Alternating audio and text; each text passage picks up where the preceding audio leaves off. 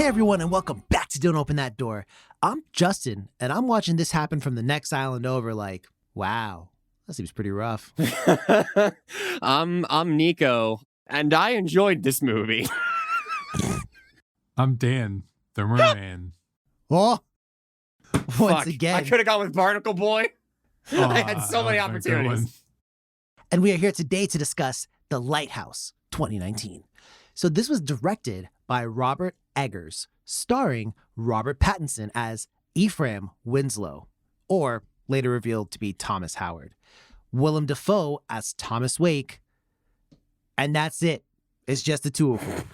So we open in the late 1800s with Ephraim Winslow, a young man contracted to work at a lighthouse on a remote island in kind of, the New England area of the United States. Sure, not fucking Texas. Nah, definitely not. The only other human on the island is the keeper of the lighthouse, an eccentric old man named Thomas. The two begin their tasks, with Ephraim taking on a large amount of labor, while Thomas obsessively keeps watch over the lighthouse's lantern. Okay, I don't know if it's called the fucking lantern, it's just the big light that circles around. You guys know what I'm talking about if you've ever seen a lighthouse. Yeah. Or dreamed about one. But Ephraim asks to alternate. Hey, like the book says we're supposed to switch up, taking turns, keeping track of the lantern. But Thomas obstinately refuses. He's like, absolutely not. It's mine. It's my precious. So that's kind of odd, but I'm sure things get better, right, Nico? They do. Still odd, but, as the days go by, a strange feeling begins to grip Ephraim, and a strange thing or two begins to happen around the island. So seagulls start to become just inordinately hostile towards him, and they just actively fuck with him. And Thomas tells him to leave him alone, but the birds, they just squat up on dude and just harass the fuck out of him. It's kind of funny, actually. Ephraim then hallucinates a mermaid, and he begins to take on an alternating love-hate relationship with Thomas, depending on, whether or not they're both sober or whether or not they're just turned as hell. Eventually, though, Ephraim's time on the island comes to a close because he was only going to be there for, 4 weeks originally? Yes. Yeah. And on the last night, he gets turned beyond belief with Thomas. Mm-hmm. So on his last morning, then, Ephraim kills a seagull, and the winds begin to change, metaphorically and literally. The island is beset by a nor'easter, which is, just a really fucking bad storm, and Ephraim's ride off the island never shows. The duo then spend their time by getting increasingly drunk and just waiting for the storm to end, while Ephraim grows increasingly paranoid, and Thomas continues his kind of draconian reign of terror around the lighthouse, just being a dick of a boss. Ephraim's memory then comes into doubt as Thomas tells him that it's been weeks since the relief was supposed to come, and he misses ride home. And Ephraim tells him that at this point, you know what? I'm not actually Ephraim. My name's also Thomas Howard, and that he's taken on the identity of a man that he let die back in Canada, his hometown. Well, that seems kind of ominous. Dan, how's this movie wrap up? Well, eventually the pair run out of alcohol and begin drinking a mixture of turpentine and honey. Turpentine, babu. Yum, yum. Is it turpentine or turpentine? I don't know. I've heard both. Turpentine, potato. Yeah. Ephraim tries to take the emergency boat out to leave the island, but Thomas hacks away at it, destroying it. Thomas then tells Ephraim that he is the one who actually destroyed the boat and attacked Thomas. This movie just kind of turns into gaslighting the movie. Ephraim finds Thomas's log and finds that Thomas recommended that Ephraim be severed with no pay. Ouch. This sends Ephraim into a rage, and he attacks Thomas, eventually killing him. Afterwards, Ephraim gets the keys to the upper floor of the lighthouse, and he gazes into the light as it overwhelms his mind. He falls down the lighthouse stairs, eventually landing on the bottom floor. The movie ends with him lying on the beach outside of the lighthouse, with his entrails exposed as the seagulls begin to feed on him. The end. Wild, wild, wild indeed. But we got to start with the basics. So I'll start with how this movie looks, and I'll say this. This movie, the thing you're going to notice right away is that this is in black and white. So we'll go on a little bit later and talk about, why they may or may not have done that. But this movie was shot entirely in black and white. There is no real color in the movie. And it was also shot, and the term, I keep forgetting the term, it's like Academy something or other. But essentially, for most viewers, it looks like a square. So it's not going to like necessarily fill up your whole screen. It's going to look like just a square on your screen. So those are kind of the two major things that immediately strike you visually.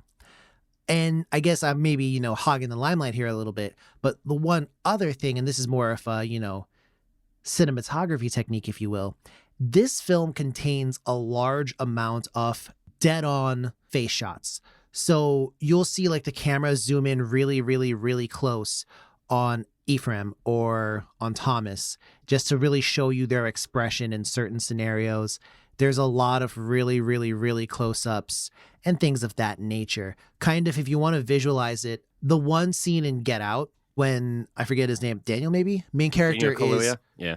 Yeah. Well, that's the actor. Yeah, it's the actor. He's sitting down on the chair and like it zooms in really close on his face.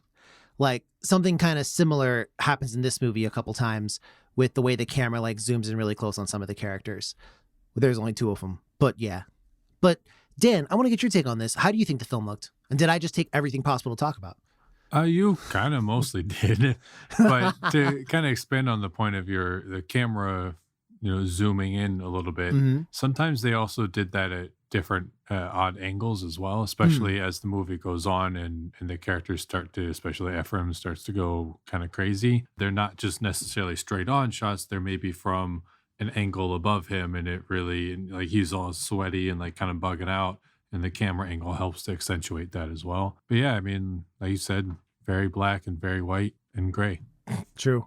Now, Nico, we turn to you for your fountain of knowledge here. What do you got to say about the movie aside from kind of what we've already touched on, or if you want to expand on any points?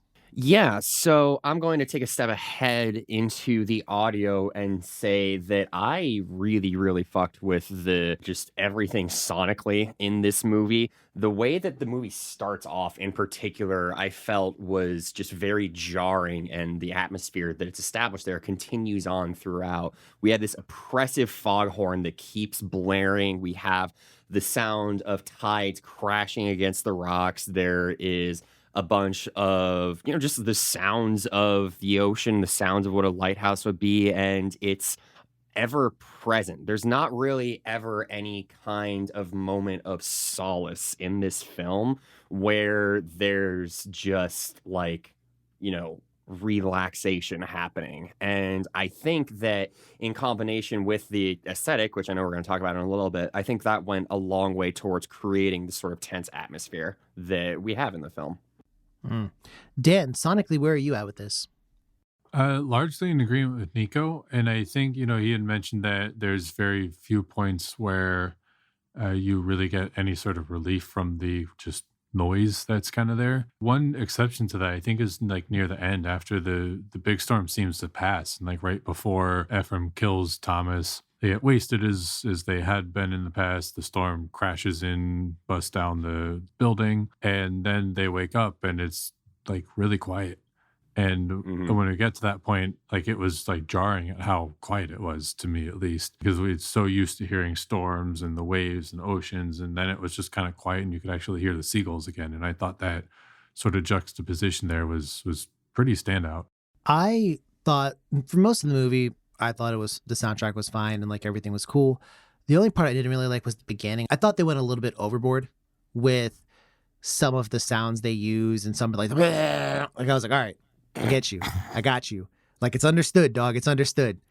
I want the Justin edit of this movie where you replace all the sound effects. But yeah, I mean, I don't know. That was just my talk on it. But now I want to go ahead and let's traipse into it, shall we? So this movie was very obviously shot in black and white, and it was also shot in that, as we discussed, kind of square, format. Why? What would be the point of doing something like that in 2019? What's the director hoping to achieve? So the way I see it is it's all about creating an atmosphere. And in particular, this is something that harkens back to a lot of, I would say, older timey kind of horror movies, in particular towards the 60s and stuff, with the more bombastic kind of like expansive thrums of the orchestra and the waves and stuff. It just feels very grandiose. And combining that with, I believe it's called orthography, no, not orthography, orthochromatic style of filming, just the way that the black and white functions. It is a kind of appearance that is much more in contrast than other, I guess, traditional kind of black and white films. I'm not an expert on this, but in doing reading on just how they were making this film, they were mentioning that the way some of the colors came through and translated via this sort of schema made the blacks even blacker. It made it even sort of like grittier and stuff. So it looks grimy, it looks rough, and it looks just as difficult as it is to live on that lighthouse. I feel they carried that in with the viewing experience as well.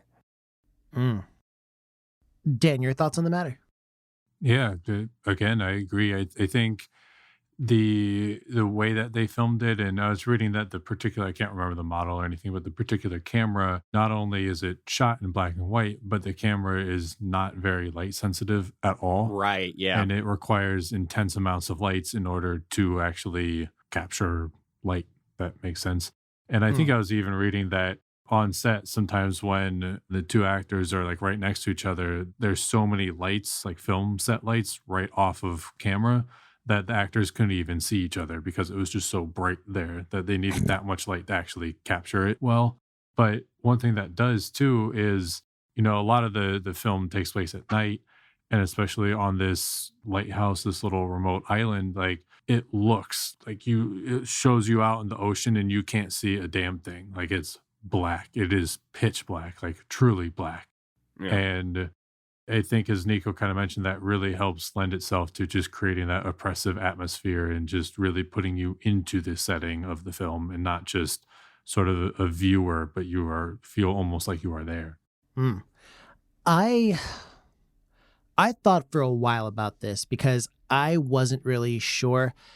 I think for me, and this is something that we're going to literally talk about in just a sec, but I really think that the black and white in this one was used to help, I guess, create a more alien feel and a more unsettling feel to the circumstances and everything else. I forget what it is, but I remember reading at some point that seeing things that are not the way that we typically see them. So for example, the same way that a disorienting camera angle can be used to evoke certain emotions or responses from us, I think in the same way, black and white can, depending on how it's used, and particularly how it's used in the film here, can be a way to kind of create another kind of unsettling atmosphere. For example, being able to see, like a clear blue sky or something like that in this movie would have somewhat shattered the effect versus in this, we don't really see that.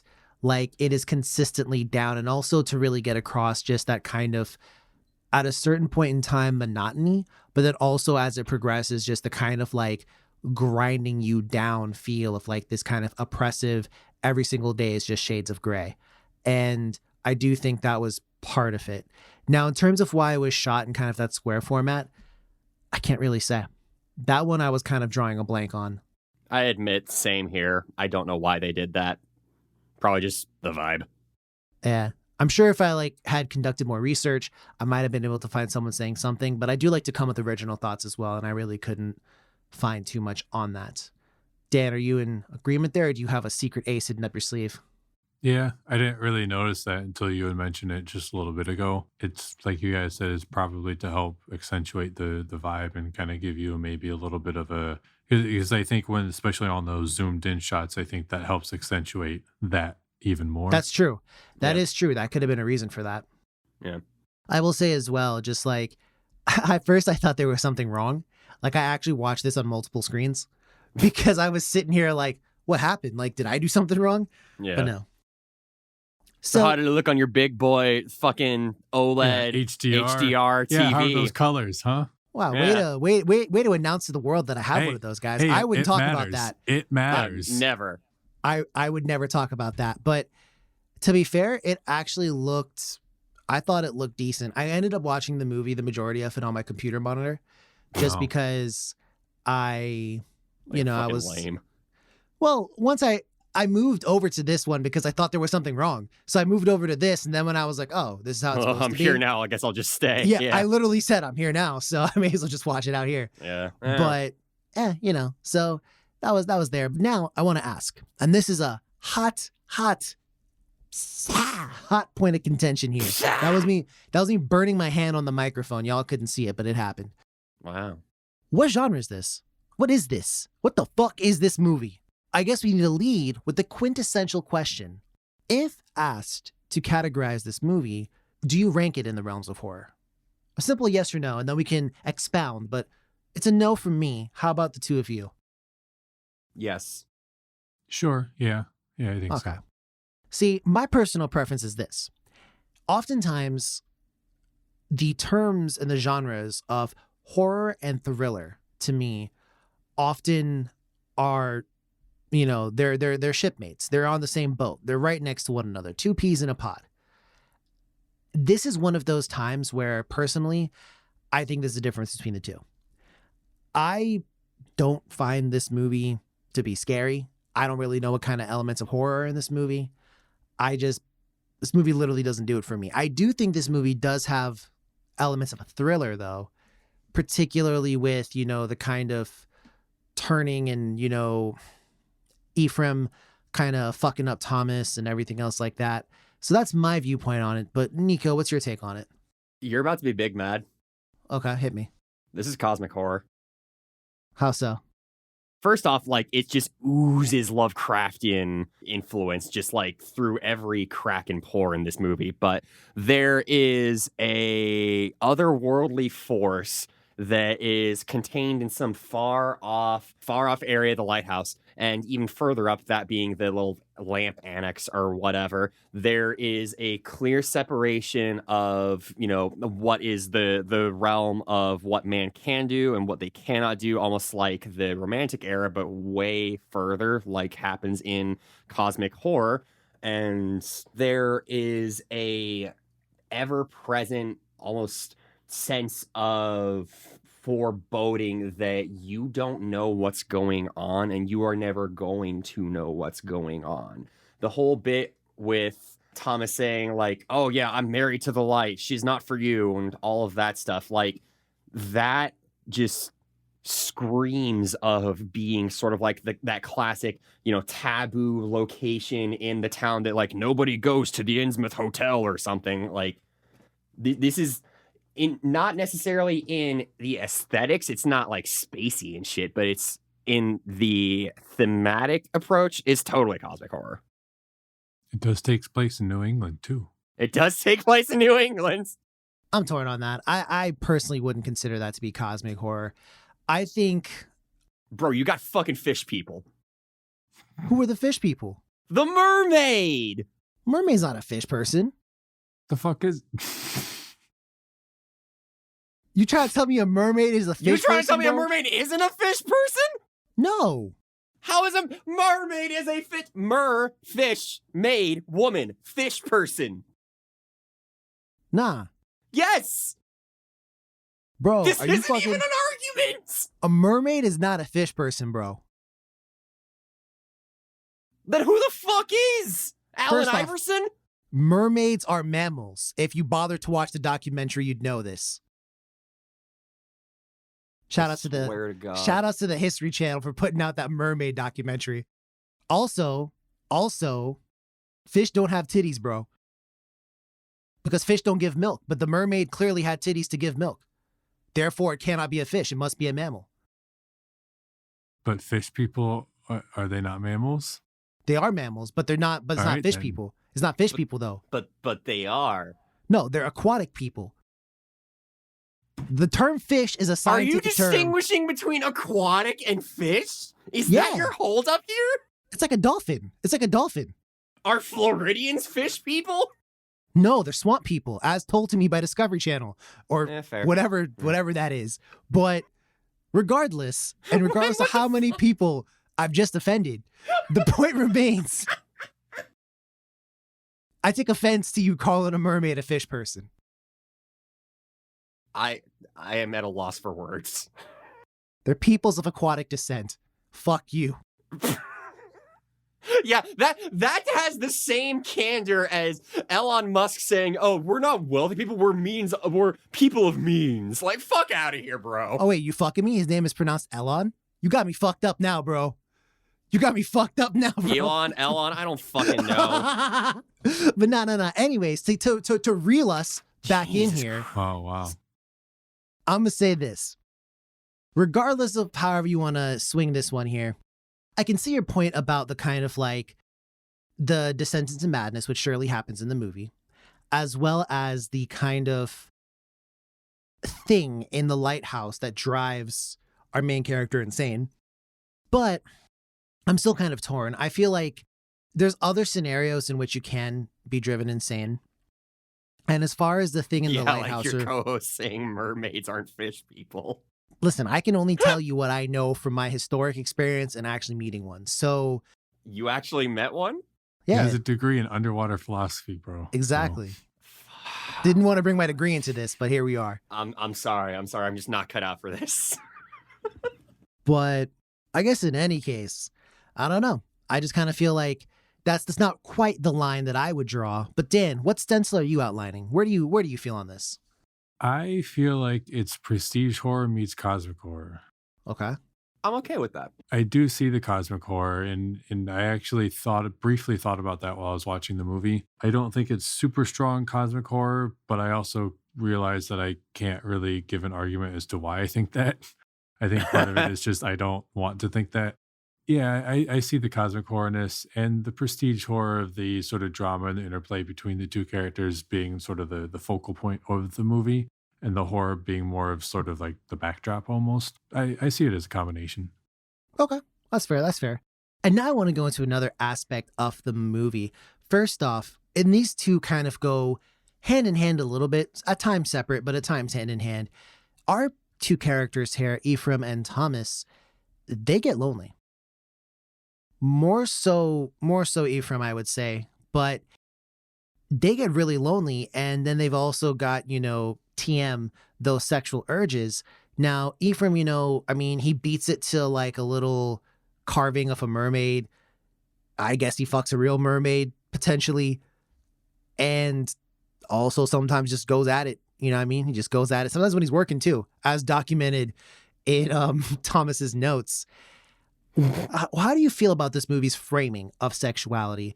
We'll get to the interplay between the two of them in just a sec, but kind of on the solo side of things, how do you or where do you see this movie, and why does it choose to show this to the viewer? I mean, of course, we can kind of infer like, hey, if you're, a hot-blooded guy on an island, and there's nothing around you that you're really into in terms of sex, you might have to let loose the cannon every now and again.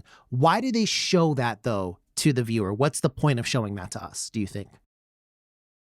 I think it kind of adds to the feel of the movie, in that it's sort of like the griminess, the also lack of solitude, I guess. I was going to say women, but also that. Well, I was going to say hygiene, but we're all on a different boat here. They have fish people, so Shaking my head. The fact that Ephraim does do that while he's working and stuff, because that's one of the few places that he is actually alone. Or there's the places that they do that. Thomas beats it in the lighthouse, I think, like one time, right? I think. Oh yeah, it like literally leaks down. Yeah. And that was kind of weird. So I think I wasn't sure if that was jizz or if that was alien fluid, though. Oh, that was most definitely jizz. Is there a difference? It literally leaks down, not like the Big Glop. The Big Glop, I don't know any man that can I was talking about the Big Glop. I was talking about the Big Glop. Okay, viewers, hang on. The TM Big Glop. Hang on. So there's a part in the movie where Ephraim goes to and he's standing at the bottom of the lighthouse, and he's looking up, and we kind of saw a little part where Thomas is like moaning. He's like, oh yeah. And he's like, his shirt is off, and he's like really enjoying that light up at the top of the lighthouse. And there's some slithering and shit going on. Like you can see the tentacles. There's like a tentacle, and then also like some liquid starts dropping down from up on high. And then after the liquid drops down, then there's like a big coagulated like that just drops down and just imagine that. Just visualize that again, because that's really what drops down. And I was like, yeah, no, that's something else. That's like octopus slime or something. No man conjured that. But regardless, the point still stands, Nico. The point still stands. This is why you always get those ads, bro. I'm not even going to speak those into existence, bro. We want to move past that. So I want to now talk about, there has been talk of kind of, a little bit of, like a little bit of homoeroticism in the movie almost. Because we've got these two characters at one point in time. Now, granted, Thomas mentioned he'd been married with kids at one point. Mm-hmm. And both of them are attracted to women, the film tells us. But in terms of their attraction to one another, I mean, there's a point where they almost kiss. Like they kind of like get real close to one another, and then Ephraim kind of shoves Thomas off. And there's parts where, Thomas has Ephraim cradled in his arms, and he's like, it's much closer than you'd be with your bros. Like it's very, very, very, very close. And how do you feel about that? Is it just the loneliness? Is there something more to that? What is the film trying to tell us? Personally, I do think it's kind of a combination of loneliness and kind of any port in a storm, ho, ho, ho. But I want to know y'all's thoughts. Yeah, I agree. I think it's mostly loneliness, drunkenness, and then also the need for some amount of intimacy somehow, and not necessarily with romantic meaning behind it, so much as just on a human level, just being Human close contact. to it. Yeah. And I don't necessarily mean intimateness as a romantic or sexual way, but just being actually close to somebody and sharing something. That's fair. So I think that's mostly what it was. Indeed. Nico, what are your thoughts on the loneliness aspect and maybe anything else? Yeah, so like Dan was saying in his casting this as more of a somewhat prestige horror, this is definitely a movie where the character drama and the sort of rapport between the two people here are the main show. And I think in seeing the power struggle between Ephraim and Thomas, we are seeing the dynamics of a relationship that is well and truly based on power. And that is something that only really sort of dulls and is softened when they are both more vulnerable, when they are both more intoxicated. And there's a lot to be said about the way that sexuality appears in times of isolation and strife and stuff. But this is one of those things where I think that director Robert Eggers was really just trying to fuck with our expectations, and I think he did a good job. Yeah. See. And I guess, kind of going a step further now, we talked about kind of the themes just now about isolation, a little bit of sexuality and stuff like that. What kind of mythological influences or references, not counting cosmic horror stuff, but they mention Neptune / Poseidon in this one, and there's a lot of kind of, superstition of, a seafaring kind, like don't kill a seagull because they contain the souls of dead sailors, and when Ephraim says he doesn't like Thomas's cooking, Thomas like condemns him to like the lowest of the briniest hells of the ocean because he didn't even like his lobster. That was an intense, like 4-minute exposition on that. It was, bro. I'm gonna tell that next time Bonner disrespects my cooking, bro, I'm gonna just be like, yo, listen, Neptune. Nah. Just like drop that in the middle of a cipher. Yeah. But yeah, no, I mean, so what other kind of references and mythological influences are there in this film? So in my classes right now, we're going through Frankenstein, and this happens to be a pretty near perfect, well, not near perfect, but a pretty appropriate companion in terms of the themes. We've got, first off, these two characters of Greek mythology, Prometheus and Proteus. Prometheus is the story of he's one of the Titans. He goes and steals fire from Mount Olympus, and Zeus is not about that because he's gone and trespassing the boundaries of what is between man and the sacred realm. And as a punishment, he gets chained up to a rock, and eagles or ravens come and eat his organs every single day as punishment. So we see that scene both in the literal end there, but also in so far as we have Ephraim trying to, his goal is to more or less not only just escape and survive, but get out but get off. But he wants to see what's in the light. He wants to see the fire. He wants to see the idea of the sacred being kept on high and bring it down to the common man. Similarly, we have Proteus, who was, I believe, Poseidon's son and Triton's brother. I might be getting that part wrong, but Proteus is a character who is largely considered to be a shapeshifter, and we see that during the fracas, the scuffle, the fisticuffs, if you will, between Ephraim and Thomas, that Thomas even transforms into some kind of briny, carbuncle-y, fishy-looking dude with all of these different... he looks like a fish person. Yes, he does, because he's not a mermaid. I would agree with that. Well, I don't know. He also transforms into a mermaid, too. It's true. So now I'm just realizing when Ephraim fucked the mermaid... It could have been. I mean... It could have been your boy. Could have been, actually. Yeah. Who was the blonde, by the way? That was that was the dude he killed. That was the original Ephraim Winslow. So was it? Yeah. What Justin's talking about is there is a scene when Ephraim is beating the living shit out of Willem Dafoe's character Thomas, and he's explaining to him he previously explained that he took the name of one of his co-workers who just died in a logging accident, and he didn't do anything to help. And in the man's last dying moments, Ephraim Winslow, the man who died, said, you are nothing but a dog, Thomas. And so as a way to start over, as a way to sort of reclaim his identity, because I would say identity is one of the probably bigger themes in the movie, he takes upon the guise of a dead guy. Dan, any other kind of themes or perhaps influences you see in this movie? I mean, not particularly. Nico got the big one, which I think is Prometheus and Proteus. And then we kind of already talked about a lot of them already. But kind of going on a little bit about what Nico just left off talking about with identity and things. Yeah. And Ephraim taking the name of the previous man that he had killed or let die, more accurately, I guess. One thing I noticed was he said his real name is Thomas, but, Thomas is the name of the seafarer, if you will, who's the older guy. And, he also said that the guy that he let die was always picking on him and bossing around and bullying, which is what Thomas does to him.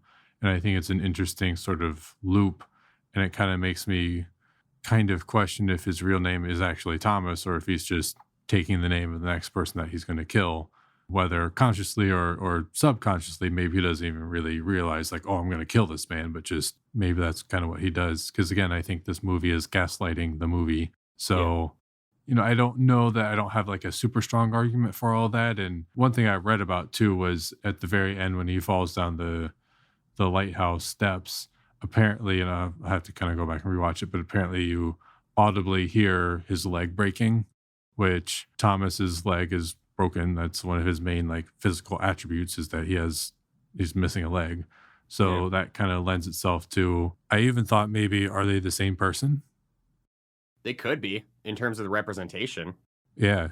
Or maybe Ephraim is just insane, just crazy the whole time. Maybe maybe they're all in limbo or something. Or, well, not even just limbo, but I mean, are there even two people on the island?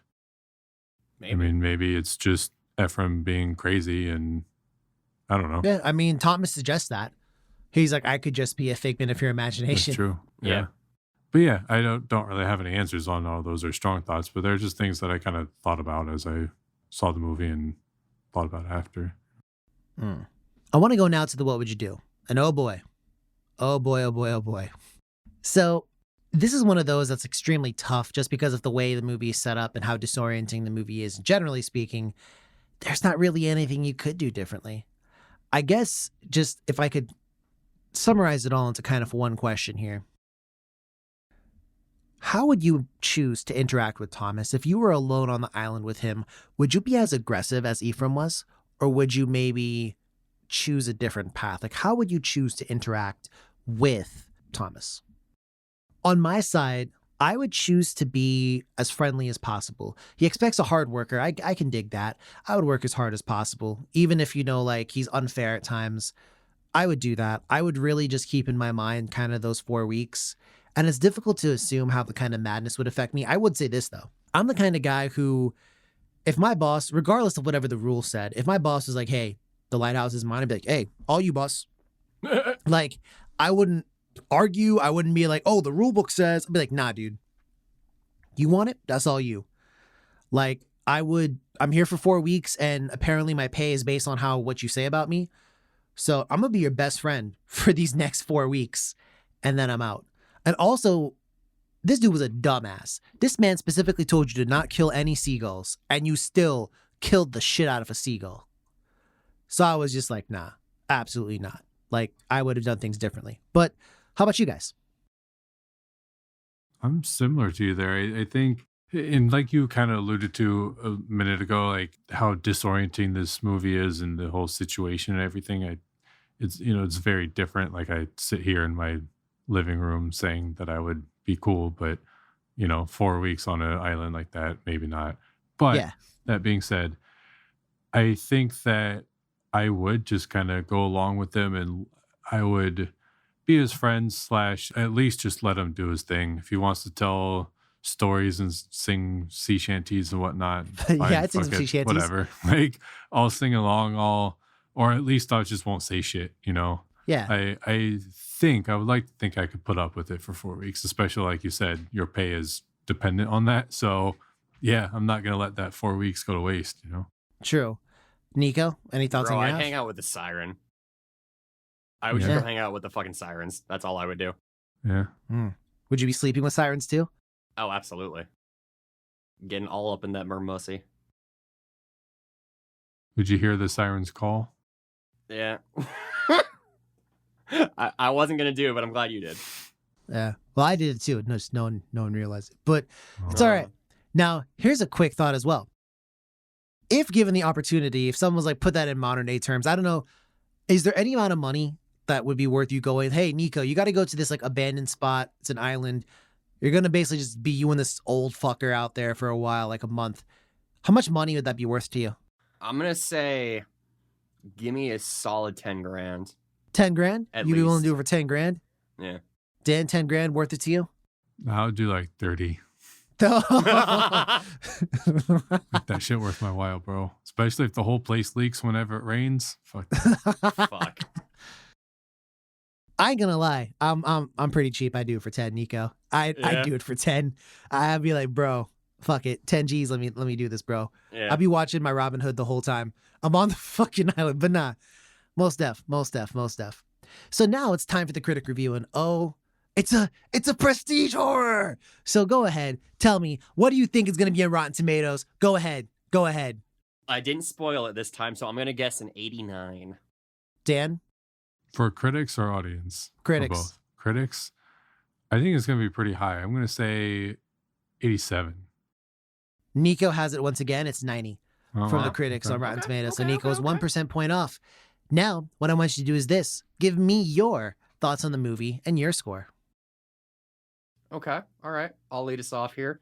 Probably gonna be the highest score. I'm gonna be shocked if it's not the way it is, but I'm gonna give this a 93. I love this kind of shit. I love that it's dripping with literary references, and there's a lot of stuff that we didn't cover here, particularly with the relationship between Thomas and Ephraim in the later half of the movie. It gets kind of weird, but this is a movie that I haven't seen very many things like it. The only thing I could compare it to would just be some more of director's work, like maybe check out The Witch if you want to have something similarly vibey, and Justin's just going to get angry at that, but it happens. We'll review it eventually. It's fine. Dan? I kind of don't know how I feel. This movie makes me feel icky, and while I don't really like that feeling, I think it's good. Like a movie making you feel that is a good thing, you know? But I don't think that I really enjoyed it. I like a lot of the references, the literary references, the, Greek mythology references. I think I might enjoy it more on a second watch, but I don't know if I would watch it a second time. Fair enough. I'm going to give it a 62. I've been debating back and forth on my score, and yeah, I'm sorry, I can't. This movie gets a 40 from me. Now let me explain. Goddamn! That's actually higher than I thought. Well, no, I can't rank it lower than fucking Ghost Stories, which I still hate more than this. But this is damn close. So, Wow. I've alternated. First off, audience, let me just go ahead and give you all a peek behind the curtain here. I've been absent from the podcast for a couple weeks and had some personal shit going on. And oh boy, what a way to fucking come back. Nico's like, oh, let's watch The Lighthouse. I'm like, oh, okay, shit, let's do it. Okay. I fucking offered to change it like 3 times. Nah, it's okay. It's okay. It's okay. Who knew what I was in for? So, point being is this. This movie, to me, is bereft of any enjoyment. There is a mystery that leads you to nothing. There are so many things in the movie that don't make sense, and then they're just like wave it away with like, oh, it's just either hallucination, a gaslight, it was either in someone's head, it may or may not have happened. Realistically, like real talk, this entire movie could have been a hallucination, and the dude, Ephraim, could have lost his shit. That is a plausible interpretation of the movie. The closest interpretation that I can give this movie is this is Ephraim, a metaphor for his guilt. And he kind of has the opportunity for redemption if he chooses to stick with his task, but in reality, he doesn't, and he just makes the same mistakes over again, proving he's a shit person. So, true, but I think this is also kind of a shit movie. This movie, to me, and I thought really hard about this, this is a movie for filmmakers. I think this is one of those movies that if you make movies, if you make films, if you have that kind of appreciation for it, because believe it or not, I was listening to some hip hop the other day, and there was this one rapper who I really like, and my sister made the comment that, she likes him, but she just doesn't like him as much as me. And she's like, but I can see why, because he's always like really, like his fucking rhyme scheme is really intense. And like, if you are also the kind of person who rhymes, then you get enjoyment from that because it's like seeing someone who's a master of your craft. And so you have a higher appreciation of that. Was it Aesop Rock? No. It was not Aesop Rock. No. EP coming soon. But it was kind of like when I watched this movie, I was thinking about that same thought process. I was like, oh shit, you know what? I bet you like critics and I don't want to use the word snobs, but snobs are really going to like this one because this is something that I think like, this is like the polar opposite of a Michael Bay film. Whereas a Michael Bay film is all style and no substance. It's a real easy, adrenaline-filled ride. To me, this is the exact opposite of that. And I'm sure it is fun as an actor to be in a film like this. You get to really express yourself, show your chops. For me personally, there's no enjoyment here. There's none. It's a slog watching. It didn't do anything. I didn't get any feelings from it. There's no emotion to derive from it. I wasn't scared. I wasn't particularly grossed out, except for when, dudes were over here like Big Glop letting loose some break on the screen. Like, however you want to go ahead, bro. Like, when the mermaid showed up, my basest instincts made me watch closer for about 5 minutes, but I didn't need a fucking full frontal of a mermaid vagina. That I did not need on my screen. You sound mad. I'm not even mad. I'm just saying, though. like, some of these options were mystifying. And at the very end, how did Ephraim get naked? Where did his clothes go? They fell. No. Down the stairs. And then his clothes disappeared? Did they run out of fucking durability points? Yep. Like, what happened to his clothes? The seagulls ate him. Bro, you're paying attention to the wrong thing. Nah, listen. I think this movie is one of those that I could show you 1,000,001 fucking issues and plot holes, and they could be easily waved away with, oh, well, it's this, or oh, well, it's that. You just don't get it. And you know what? I don't. And Nico, you said something earlier, and I totally agreed with you. Something about like getting it, and then some people or something like that may never get it. That's me. I don't get it. I will never get it. And I don't want to fucking get it. Keep it. 40. Okay. All right. But now, let's go ahead and put our cards on the table. Would you recommend this one to anyone, Nico? I would recommend this for sure. Well, I would not. I fucking wouldn't. Sorry. Okay. But would you have given this the Golden Seal? No bullshit. I think so. Okay. Dan, would you have recommended this? No. Partner in crimes. Well, unfortunately, we will not be giving this one a recommend from the DOTD crew here. Although, Nico, we know where your heart lies. It's true. Well, all right then. Remember, drop us a line on social media. If you really like this one, you want to come at me, go ahead, bro. I'm ready. Harsh! Ready for the Big Glop TM. Definitely not ready for that. But you can find me on Twitter and Instagram, and us as well on Twitter and Instagram. That's a at DOTD hashtag Horror. Big Glop 420. We're also on I thought you were Facebook. saying Don't Big open that Glop door. for Just. Do not send us anything about a glop. Hashtag Please don't. sloppy sirens, you already know. Not sloppy sirens either. Just none of that, please. You can also catch everything we've ever done on our website. That's dotdhorror.com. Fishpeople.com. dotdhorror.com. We got off track here a little bit, folks, but DOTD's always here to have your back in a lighthouse or otherwise. But till next time, keep yourself safe and sane. Take care of one another. And as always, dear listener, don't open that door. Bye. You're fond of me lobster, aren't you? I like Long John Silver's better, old man.